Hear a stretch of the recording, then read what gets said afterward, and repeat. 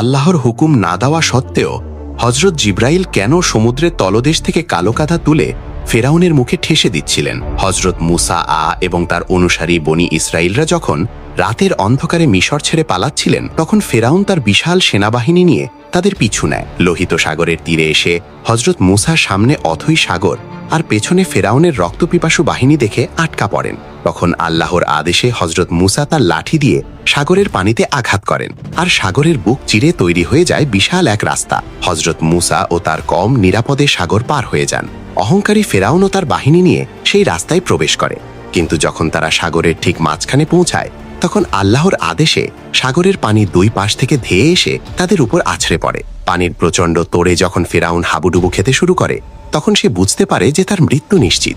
যে ফেরাউন সারা জীবন হজরত মুসাকে কষ্ট দিয়েছে, নিজেকে খোদা দাবি করেছে, মৃত্যুর সেই ভয়ঙ্কর মুহূর্তে এসে চিৎকার করে ওঠে এবং বলে, আমি ঈমান আনলাম।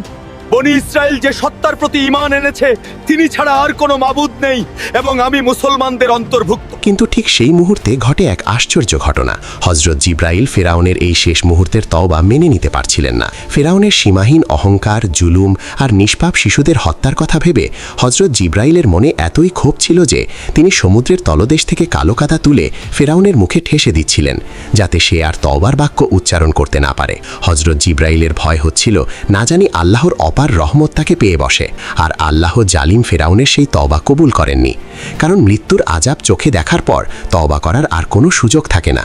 এই ঘটনা আমাদের মনে করিয়ে দেয় যে অহংকার পতনের মূল, এবং মৃত্যুর সময় যখন আযাব দৃশ্যমান হয়, তখন শত চিৎকার করে তওবা করলেও আল্লাহ তা গ্রহণ করেন না।